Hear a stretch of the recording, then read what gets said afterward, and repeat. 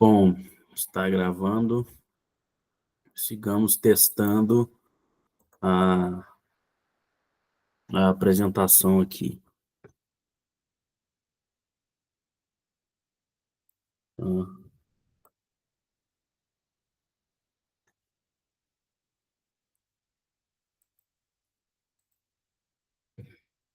Pois bem, pessoal,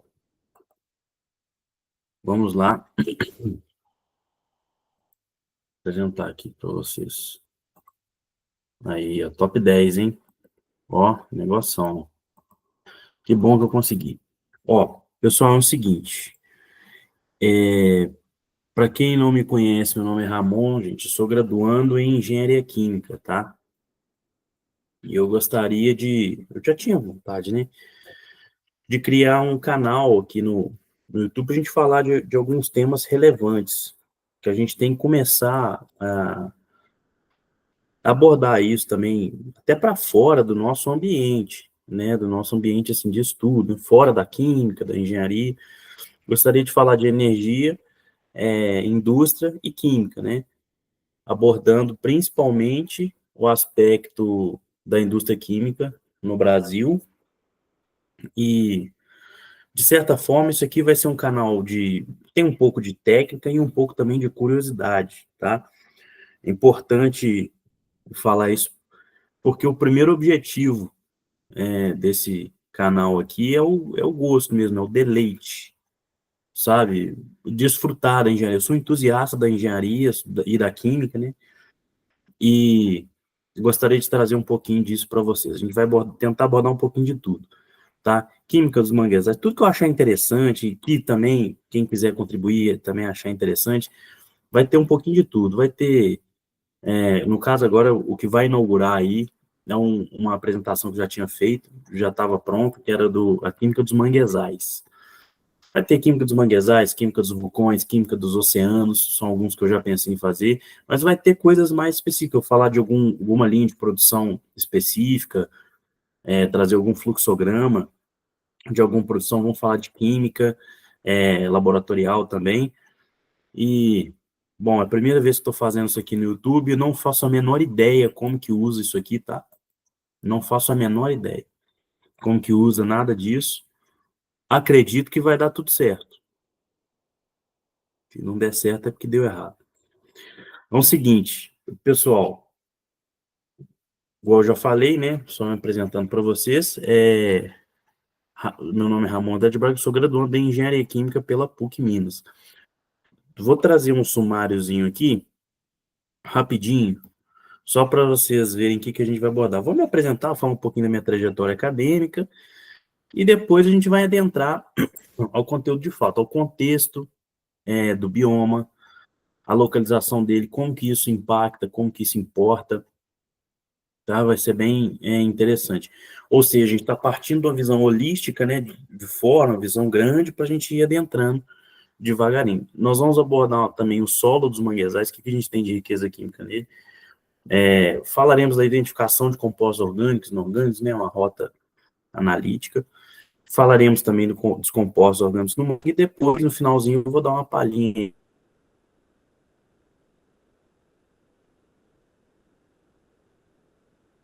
aí sobre o que eu acho. Beleza, pessoal. A minha trajetória acadêmica, ela começa, assim, na parte da química, e ela começou lá na UFV. Eu entrei para química pelo Enem mesmo, e entrei para o curso de licenciatura em Química na UFV. Eu fiquei lá de 2021 a 2023, comecei ali meio que no final da pandemia, né, pós-pandemia, final da pandemia, foi um momento muito difícil, né, a gente começou o curso online, e só depois a gente foi para a universidade. Mas lá na universidade, corri atrás, e eu participei lá de algumas coisas, eu fiz lá diversos minicursos sobre infravermelho, e participei também do quarto CONDEQUI, né, que é um congresso online nacional de química, foi onde eu aprendi, primeira vez que eu vi outros profissionais apresentando conteúdo científico, Inclusive, é facinho de participar, recomendo a todo mundo participe, tá? É legal demais a conta. Nós tínhamos lá coisas sobre história da química, química forense, né, química das emoções. Eu acho isso tão fantástico, gente. Né, ó, pra você ver a aplicabilidade da química. Foi ali que eu vi como funciona um trabalho científico mesmo, né? E foi interessante. Participei também de um estágio voluntário em ensino de química geral e inorgânico. Eu adorei fazer parte disso. A gente dava aulas para alunos assim da escola municipal, desde alunos da municipal até pessoal, por exemplo, de Instituto Federal, ou até outros cursos da própria universidade. A gente dava uma apresentação de química ali. Quem é de Viçosa conhece aí a sala Mendeleev, né? É uma sala que nós temos a amostra de todos os elementos químicos. Foi fantástico, gente. Eu adorava ensinar, ainda gosto, ainda acho que essa parte é interessante, é um caminho profissional para mim ainda, né? E foi muito bacana. E lá não só dava aula de química teórica, assim, química geral, mas a gente também fazia experimento. Então é importante a gente ter aquele. Foi meu primeiro contato assim com a prática, que a química, apesar de hoje a gente ter diversos equipamentos, a gente simula, a gente faz teste computacional, né? Por exemplo, parte farmacêutica, estudo em docking, que é interessantíssimo, inclusive, mas a química ainda é uma ciência experimental. Isso é uma opinião pessoal que eu tenho. Não sei se outros profissionais ou alunos que estiverem assistindo aí se concordam, mas eu ainda acho que é experimental, gente. Eu ainda acho que é experimental, que o cara ali na bancada, né, faz a diferença. Acho que é onde você tem você perto de onde a química está acontecendo, acho que é mais, ainda é determinante, tá? Então é isso. Lá na PUC eu participei de uma iniciação científica em química farmacêutica, né, ou química medicinal, para quem preferir. E também fui monitor de química orgânica, laboratorial e teórica. Essa iniciação foi uma coisa muito marcante para mim, muito um sonho realizado, porque desde Viçosa eu me interessei já pelos livros lá em química farmacêutica, gente. Eu acho muito bonito, muito chique. É uma química muito fina, uma química aplicada à saúde. Aquilo ali me interessava, tá? Aquilo ali me interessa ainda, para ser sincero. Eu gosto, tem livros aqui de química farmacêutica. Eu tive um professor fantástico que me mostrou esse mundo da química farmacêutica que eu nunca vou esquecer. E foi um sonho realizado, né? Então, sigamos aí, vamos para o conteúdo, tá? Deixei aqui contato para quem quiser, depois eu vou, inclusive, essa apresentação já está pronta, vou mudar, eu vou ver como é que faz ali para pôr no YouTube, como é que faz para colocar na descrição ali, eu vou trocar um e-mail, tem um e-mail próprio aqui para a gente trocar ideia disso daí. Tem meu LinkedIn aí, o Instagram, quem quiser chamar lá. Tem currículo Lattes também, beleza? Mas isso tudo eu vou ver como faço para deixar lá na descrição. Lá. Aqui vamos comer. Eu trouxe algumas fotos e eu vou começar aqui dessa foto do meio, que essa aqui foi quando a gente entra no curso, a gente é levado aos laboratórios, que é uma coisa fundamental, inclusive, né, para a gente ver a engenharia química. Isso aqui é uma maquete de uma aciaria que eles tinham montado lá, para a gente ver o processo, né? E por que isso é importante? Porque a química é uma parte que você faz ali na bancada, mas a engenharia química você faz ela no todo, né? Então, aquele produto ali, ele vai sofrer uma reação, ele vai sofrer outros processos ali, seja físico, seja químico, diversas operações limitadas até ele chegar no produto final. E isso que me encanta, sabe? Então, desde que eu troquei para engenharia química, eu tenho essa visão. Eu troquei até, inclusive, porque eu gosto de ver o processo como um todo. Aquilo ali me interessou muito, eu falei, vou trocar, e fiz isso e, nossa, eu sou extremamente realizado, tá? De verdade. Aqui na foto da esquerda tem uma síntese que a gente faz no laboratório, né? E é onde a química acontece, é como se fosse um mini reator, né? Porque você tem aqui os componentes reagindo, você tem uma temperatura, você tem uma agitação ali, né? A diferença é que no reator você vai ter aquele motor elétrico que vai agitar ela fazia ali. Mas eu achava um barato. Era a cara da química. Tudo que eu fazia, eu gostava muito, eu ficava encantado. Tá? Então, trabalhei com síntese orgânica, purificação, e foi uma coisa, muito orgulho disso. Aqui na direita, eu estava preparando uma amostra para a gente fazer um teste de infravermelho, também lá na PUC, um laboratório, inclusive, fantástico, tá? Maravilhoso. Tem muitos equipamentos espectroscópicos, espectrométricos. Sim, está aqui. Continuar a chamada. A gente vai aprendendo como é que funciona essas apresentações. Eu tenho medo dele encerrar aqui. Isso aconteceu. Eu estava gravando e ele encerrou. Mas acho que não vai acontecer de novo, não. Mas é isso, vamos passar. Agora falando sobre o tema mesmo, química dos manguezais, né? Primeira coisa para a gente falar de química dos manguezais é a gente caracterizar onde que ele está, o que é isso, né? A gente escuta muito no ensino médio que os manguezais são biomas de transição, e a gente vê isso aqui na própria imagem, olha só. O manguezal é um bioma que ele acontece aqui, ó, ele é como se fosse a fronteira entre a terra e o mar. Então, por isso que a gente fala que ele é um bioma de transição. E o que isso revela para a gente, na verdade?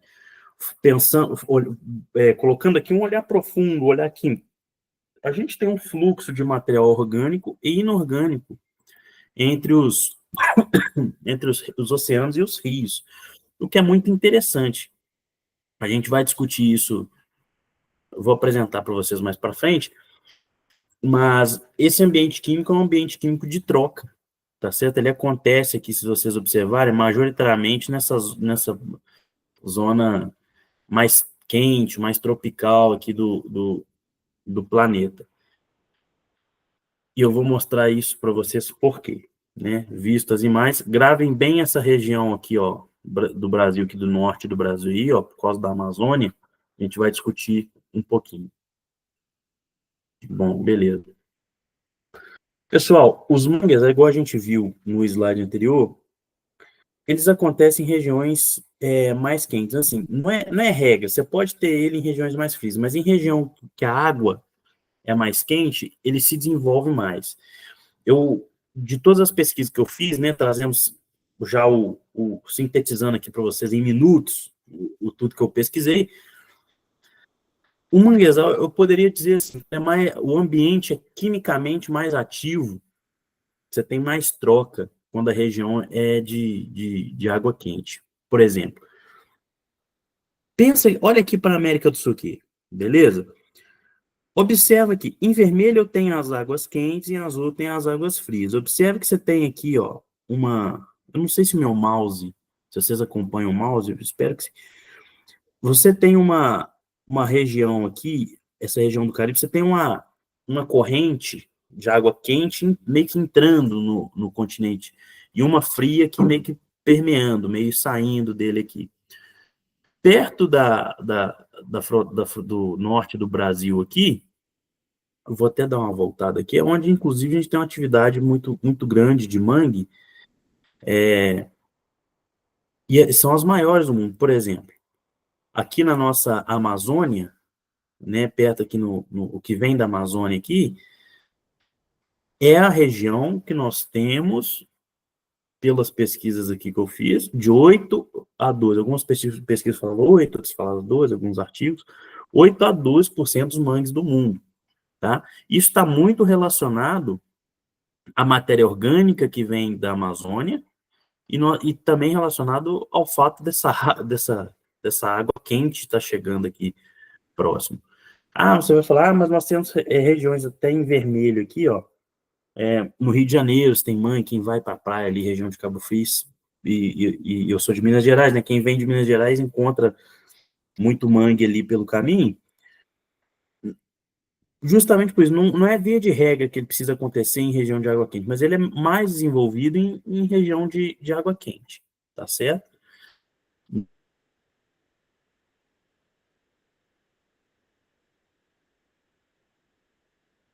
E essa região nossa da Amazônia, bem um exemplo. Vamos pensar aqui, né? A água quente, gente, ela pode promover ali maior solubilidade dos sais, ela promove a atividade biológica dos micro-organismos que vão atuar naquele mangue, ela promove uma atividade melhor, tá certo? De certa forma, né? Também promove mais reações químicas, você tem mais energia naquele ambiente ali para ele reagir. Aí você vai falar, mas a água quente não é tão quente assim, mas é significativo? Olha, para um ambiente tão grande, né, se tem uma água, sei lá, 25 graus Celsius, de uma que pode estar 30, 35 graus Celsius, às vezes pode ser significativo, mesmo que a diferença seja pouca. Já ajuda. E o que está mostrando isso daí é justamente fato experimental, né? Que o mangue acontece, ele é mais envolvido em região de água quente, sabe? Você tem ele em água fria, mas ele é mais envolvido em região de água quente. Região da Costa Rica, lá que também tem muitos mangues, a gente vê nos documentários lá da National Geographic, lá sobre aqueles crocodilos, não sei se vocês já assistiram isso, mas você tem também mangues ali muito, muito presentes, muito vivaz, né? E isso está muito relacionado à temperatura das águas. Pontuação, comentário. Observa que em pouco tempo de apresentação, sem a gente pôr conta, pôr coisa difícil, a gente já relacionou conceitos de química, entendeu? E é isso que eu acho que mais me fascina. Não sei como é que é com as outras pessoas, mas o que mais me fascina, você conseguiu, por um contexto assim grande, né? Um bioma é uma coisa grande, é uma coisa muito estudada, você consegue já ter conceitos de química ali primários envolvidos ali. Olha só que legal, né? Não estou conseguindo passar aqui, peraí. Aí deu. O solo dos manguezais. O que a gente encontra lá naquele solo? A gente tem fitoplâncton, bactérias e cianobactérias. Eu gosto de pensar, fazer uma analogia, que essa parte biológica são os verdadeiros reatores daquele sistema lá, fazendo analogia aí com a planta química. São os verdadeiros reatores. Eles transformam diversos componentes. Tem uma bactéria, eu vou trazer isso numa parte 2, porque eu achei complexo. Ia ficar uma apresentação grande. E eu também preciso, para eu trazer qualquer coisa aqui, eu tenho que entender. Primeira coisa, eu tenho que entender para, entre aspas, né, traduzir aqui para o vídeo. As bactérias, elas fazem um processo bioquímico tão complexo, por exemplo, a transformação do sulfeto em sulfato para a bactéria é uma coisa de louco. Tá? É um autêntico uma poderosa rota de síntese que a bactéria faz. Então, esses caras são os verdadeiros reatores aqui desse ambiente. Os íons presentes, nós temos o nitrito, o nitrato, o sulfeto e o sulfato, igual eu falei, né? O manganês, inclusive, é uma curiosidade, eu achava que manguezal chamava manguezal porque era rico em manganês. E eu pesquisei, não é, gente, tem a ver com as plantas, né? Eu achei isso um pouquinho interessante de trazer aqui, né? Enfim, nós temos também o cátion ferro 3+, o ferro 2+, e esses dois aqui, ó, cádmio e chumbo, esses cátions aqui, gente, pelas pesquisas que mostraram, eles identificaram a presença deles muito por aspecto ambiental, porque o cádmio tem componentes eletrônicos, o chumbo foi associado aos combustíveis, né? Aí você pode falar, mas hoje não tem mais. É verdade. Hoje é diferente, mas o resquício ambiental, a pegada antropológica do chumbo que tinha na gasolina ainda é presente aqui, né? É um tema até interessante, pensando agora aqui, de trazer também numa parte 2 desse manguezal aí, né? A parte ambiental. Nós temos o sulfito também, e, bom, sobre esses íons aqui, o aspecto que me chamou mais a atenção foi esse que eu até já cheguei a comentar, que é o do sulfeto transformando em sulfato. Observe que para a gente ter aqui o nitrito e o nitrato aqui, a gente tem também um ciclo do nitrogênio ali muito presente. Mais uma vez a bactéria ali sendo o reator do nosso sistema, beleza? Temos a composição dos sólidos aqui. Nós temos o cloreto de sódio, nós temos o óxido de cálcio, óxido de manganês, óxido de alumínio, e esse aqui que é a pirita, sulfeto de ferro, que é a pirita, também dá no fundo do oceano, né? E depois eu vou abordar um pouquinho sobre isso daqui, eu vou deixar para depois, para a gente não embolar. Só fazer um outro complemento aqui. Esse sulfato, gente, ele não vem só da bactéria, não, tá? Esse sulfato também vem do mar, porque depois do cloreto e do sódio, um dos íons mais comuns do oceano, que eu pesquisei aqui, tem até um livro interessante, depois eu até puxo o nome dele aqui, tem até esqueci o nome dele, é Química Oceânica, Introdução à Química Oceânica, um negócio assim, eu no final eu falo dele, e ele mostra que dos íons presentes, o sulfato também ocupa uma posição lá de destaque, tá? Então ele também vem daquela água do mar. Então, uma outra curiosidade também, em função desses íons aí, como que eles medem isso? Um parâmetro interessante é a condutividade elétrica que eles medem em símils, né? Então, por exemplo, eles comparam, né, qual que tá a quantidade de eletrólito dissolvido num solo, por exemplo, tá? Tô dando um exemplo. No meio do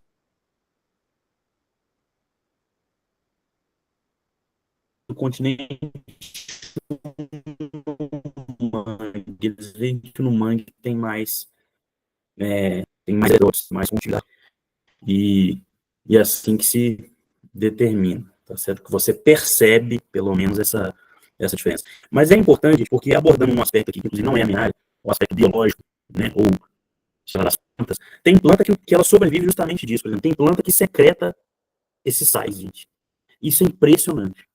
Ela secreta pelas folhas, ela secreta aqueles sais. E tem umas outras também que elas fazem elas usam osmose, as raízes de alguma, para ela reter água, ela segura esses íons, esses sais que se formam, e justamente para atrair a água para osmose. Então, olha só, mais um conceitozinho de química que explica uma coisa importantíssima da biologia, essa osmose, né?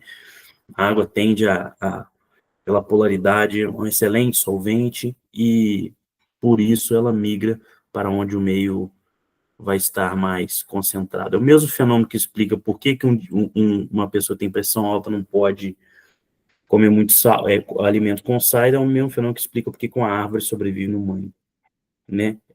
Isso é fantástico, minha opinião, tá? Composição aqui eu já falei. Mineralogia. Eu pensei em trazer isso, porque nem era o foco, mas você tem também um estudo geológico do mangue, os geólogos gostam da mangue, você tem lá a formação de muitos desses minerais aqui, ó, quartzo, feldspato, esmectita, clorita, ilita, calculinita. O feldspato é um que me chama a atenção, a primeira vez que eu ouvi falar nisso foi vendo aquele filme do Viagem ao Centro da Terra, com Brendan Fraser, aquele mais moderno, que eles falavam que nos vulcões você tinha formação de feldspato. Inclusive, parênteses, química dos vulcões, eu também vou tentar trazer aqui, acho interessantíssimo, tentar trazer isso daí. Compostos orgânicos, o que a gente tem lá? Isso varia bastante, já adianto. Tá? A gente tem ácidos carboxílicos, a gente tem presença de fenol, a gente tem a presença de álcoois, mas o fenol é um que, pelas pesquisas que eu fiz, tem bastante. Tá?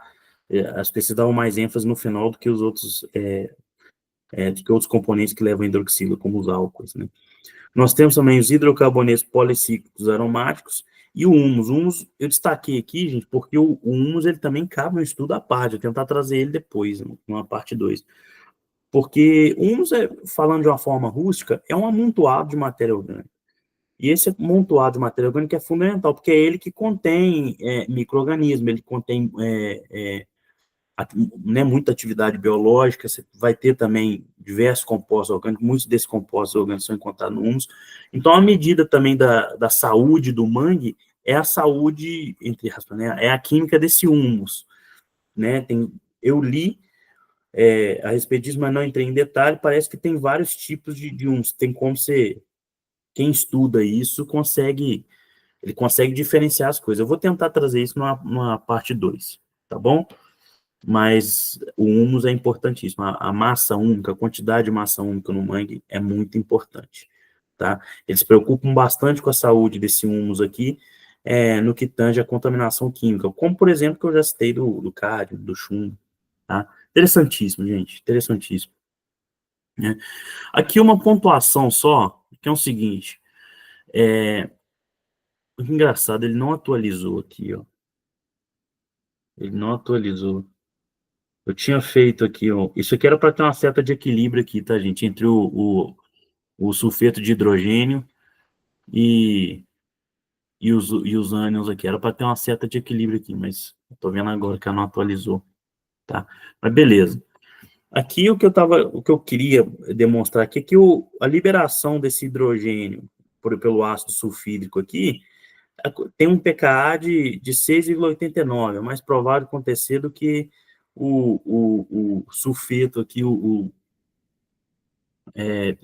ele acabar liberando o outro hidrogênio. Mas o que eu queria pontuar é o seguinte, é que isso aqui, se você tiver um ambiente mais ácido, isso altera o equilíbrio químico disso aqui. Esses pKa são obtidos em condições especiais enfim, né, muitas vezes no mangue a gente vai ter um ambiente mais ácido, vai ter uma diferença, tá? Lembrando sempre, vou pontuar que isso aqui tá me incomodando, tinha que ter, e era para ter uma seta de equilíbrio químico aqui, beleza? Quem estiver vendo vai imaginar aí uma seta de equilíbrio químico, tá? Então, beleza. Eu queria falar aquela hora sobre o ferro e o sulfeto, porque é o seguinte, a gente tem a presença da pirita, né? E essa pirita, por exemplo, de um mangue para o outro, eles verificaram que é igual qualquer ambiente químico, igual nada na natureza, não é igual ao outro. É muito difícil. Então, por exemplo, mangues que tem mais pirita, tem mais ferro, tem mais sulfeto, eles conseguem fazer associação disso daí, tá? Inclusive com presença de atividade, né? Isso é muito interessante. Então, um geólogo lá, ele vai ver, vou dar um exemplo, um mangue na Amazônia tem mais perita do que um mangue no Rio de Janeiro. Então ele consegue rastrear, então é provável a gente encontrar mais, tem uma concentração maior de ferro, mais disso, daquilo, e você começa, abre um caminho enorme para pesquisas e discussão química em cima disso, de acordo com a utilidade dessa informação, tá? Vamos passando aqui, deixa eu ver se está tudo certo com a gravação, né? O que eu quis, aqui eu quis trazer foi um pouquinho dos minerais que a gente falou, né? O feldspato, o clorita, o ilita aqui, apenas para a gente olhar, para observar, para a gente saber do que a gente está falando. Eu trouxe, inclusive, porque eu também não conhecia. Opa, aí eu quis apresentar isso daí. Uma parte aqui que eu queria falar é da a identificação de compostos orgânicos ou inorgânicos, é a parte da rota analítica, né? Pessoal, essas pesquisas e esses estudos de cátions ânions, essa parte meio que ambiental também, quem vai fazer isso majoritariamente são os químicos analíticos. Quem ama aí, ó, química analítica, é uma vertente de trabalho interessante. Eu lembro quando eu estava em Viçosa, tinha uma moça a gente está na aula de química analítica e tal, e ela fazia mestrado em recuperação de metais, sabe? É muito interessante, né? Ou seja, uma parte meio que ambiental também era o mestrado dela. E, bom, como é que a gente faz isso? Né? Falei desses íons que estão aí, como é que a gente, né, identifica? Pessoal, funciona da seguinte forma, tá? Você tem lá um ambiente que você quer analisar e tem todo um processo de amostragem. Por exemplo, você quer ver se tem algum componente X lá no mangue. Vai fazer uma amostragem, você vai pegar isso em vários pontos daquele ambiente ali, para você ter uma leitura homogênea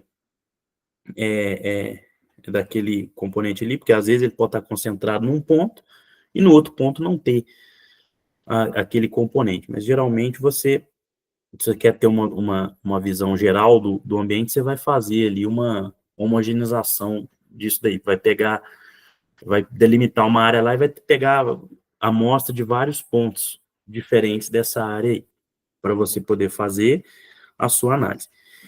E aí você vai ser submetido a um tratamento, a homogeneização, às vezes acontece de você precisar diluir, às vezes precisa se concentrar, enfim, para você conseguir analisar. Quem gosta muito de química analítica aí, sabe bem do que eu estou falando, é um prazer aí dos químicos analíticos, é uma área, e é uma vertente da química muito, muito graciosa também, né, vamos ser sinceros. E a partir daí você consegue fazer alguns testes, por exemplo, você pode fazer testes qualitativos, né, vamos supor, eu quero identificar a presença de ferro, não quero quantificar, quero só ver se tem, né, você vai lá e consegue fazer esses testes aí, por exemplo, quem fez química analítica aí sabe que do Vogel, né, o famoso Vogel aí de teste, né, de testes, né, para gente de química analítica, você consegue, com os reagentes certos, caracterizar a presença de algum componente. E aí é quase uma coisa meio, é quase ritualístico, né, quase um algoritmo ali, você tem as informações direitinho. Né, quer reagir X com Y, então joga Z, né, assim que você faz. Feito isso, você identificou a presença, às vezes você consegue até isolar aquele componente, consegue até extrair, se você estiver estudando algum componente específico. Mas se identificando isso daí, o próximo passo é você quantificar. E aí você vai fazer teste e vai quantificar isso daí. Por exemplo, eu quero identificar compostos orgânicos, por exemplo. Você pode fazer extrações, você pode isolar ele, extraí-lo, e depois você coloca submete os métodos espectroscópicos, né? Você pode colocar lá no infravermelho, por exemplo, às vezes a pessoa pode fazer o ultravioleta, pode julgar no RMN. O que eu gosto de pensar? Isso aqui é um ponto importante. Como um médico que te pede vários exames para te dar um diagnóstico, a química também funciona assim, sabe? Quanto mais testes você tiver, melhor. Eu lembro que eu trabalhava com síntese junto com as outras pessoas, é sempre uma quantidade grande de testes, não é um teste só. Por exemplo, você está fazendo, quer identificar, por exemplo, o que a gente falou de um fenol. Por exemplo, você faz um teste reacional, beleza, identificou o fenol aqui, aí você coloca no infravermelho, você identifica a banda lá da hidroxila, aí você leva para o RMN, você vai ter a estrutura daquele composto ali. Se tiver alguma dúvida, por exemplo, no RMN, você consegue ter a informação, mas o teste de infravermelho realmente mostrou que tem hidroxilo, o reacional mostrou o teste de fenol. Você vai ter esse apunhado de informações para você chegar na conclusão. E por que eu acho que isso é simbólico, gente? Porque ciência é feita assim. E eu acho importante falar isso, porque hoje em dia a gente está num tal de todo mundo poder falar tudo, né? E é importante a gente trazer isso, sabe? Como é que a ciência funciona? A ciência não funciona, eu acho tal coisa, não sei o que. Não, a ciência chega, filtra as informações e dá um diagnóstico. Eu gosto de pensar assim, uso isso até para resolver problemas de engenharia, não, com a informação que, por exemplo, uma certa área me dá, qual informação com a outra área me dá, né? E assim também, levo isso também para engenharia de processo, né? Que eu atualmente estou estudando. Então, nessa abordagem, essa metodologia, eu acho que ela é importante. E ela é muito notória na química analítica, né? Você não pode achar muito, você tem que ter um crivo muito, um teste, muito assim, um crivo baseado em testes. Beleza, vamos lá. Compostos orgânicos no mangue, o que eles encontraram majoritariamente aqui? Muitos compostos inorgânicos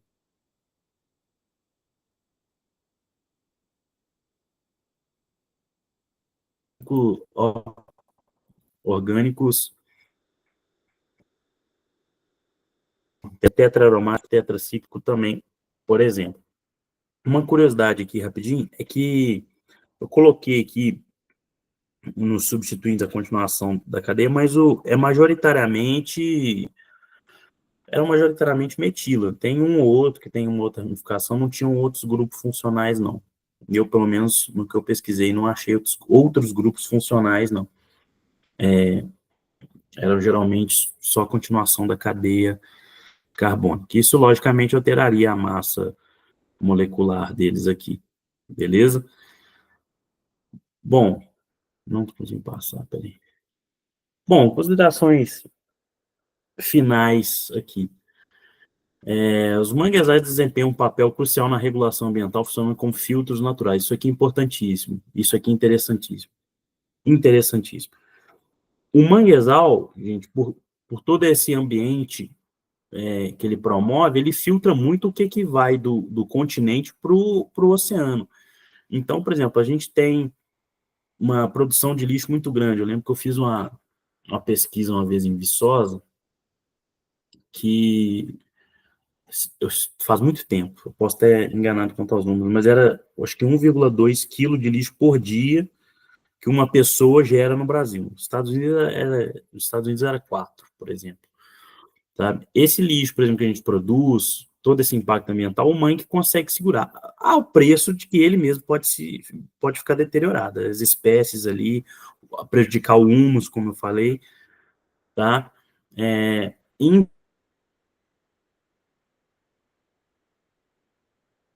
Impede também que isso vai para o oceano. Né? Sujeira falando de uma forma rústica, né? Poluição é o termo mais correto. Aquela poluição ambiental, por exemplo, plástico e outros itens de pegada antropológica, petróleo, por exemplo. Isso pode acontecer, mas justamente por ele ser um bioma de transição que a gente tem que ter uma atenção quanto a isso. Às vezes a gente polui um ambiente, a gente acaba poluindo o outro por consequência. O que é importante a gente discutir isso, principalmente aqui, que é um lugar para a gente falar de engenharia química, né? Que também tem uma pegada ambiental muito forte. Hoje em dia, então, nem se fala, tá? A química é caracterizada pela interação complexa de fatores bióticos e abióticos, como a salinidade, nutrientes e pH, que variam constantemente refletindo a pluralidade do ecossistema, que é basicamente aquela parte das bactérias, né? As bactérias fornecem muito desses nutrientes aí. Então, você imagina um ambiente químico desse sem bactérias, por exemplo, não teria essa riqueza, né? A ação humana por meio de atividades como a poluição química impacta a química local, né? Alterando ciclos de nutrientes, comprometendo a biodiversidade. Pode acabar se prejudicando. Por exemplo, as plantas que eu tinha citado, elas, por exemplo, secretam aqueles sais. Eles passam por todo o processo ali, por toda aquela transformação dentro da planta, né? Se tiver, por exemplo, um metal pesado, essas coisas, a gente também está prejudicando aquela biodiversidade, tá? Está prejudicando aquelas espécies. E, além disso, a troca contínua de materiais entre o oceano e o continente manganês é vital para o equilíbrio ecológico, influenciando os ciclos biogeoquímicos e a saúde dos ecossistemas costeiros. Bom, em resumo, gente, eu acho que a química dos mangues é muito interessante, né? Surgiu essa ideia vendo um documentário desses de streaming famosos aí, muito lúdico, sobre biomas, sobre ambientes, né? Química oceânica, não química especificamente, mas a parte oceânica, a parte tinha uma parte terrestre também, uma parte da atmosfera, e eu, com um olhar voltado até pela formação para a parte da química, pensei em trazer isso aí aqui para dentro, para a gente explorar essa química aí, e depois nós vamos surgir aí vamos fazer mais vídeos aí, abordando também outros temas, tá? Agora o negócio é eu ver como que eu faço para parar a apresentação, que eu não sei parar. Aí sei sim. Bom, então obrigado se chegou até aqui. Quiser contribuir com alguma coisa, um joinha aí, um comentário, inscrição, logo, logo vamos ter mais coisas. E esse vídeo aqui foi uma introdução, né? Uma coisa até, como se diz, um incentivo até psicológico, né? Porque a gente fica naquela, vamos fazer, vamos fazer, vamos fazer. Se você não pegar para fazer, não sai. Então eu queria estudar como é que fazia edição, fazer um monte de coisa, e quando quer ver, o conteúdo mesmo está ficando para trás. Aos poucos a gente vai refinando, tá? Então é isso. Um abração aí.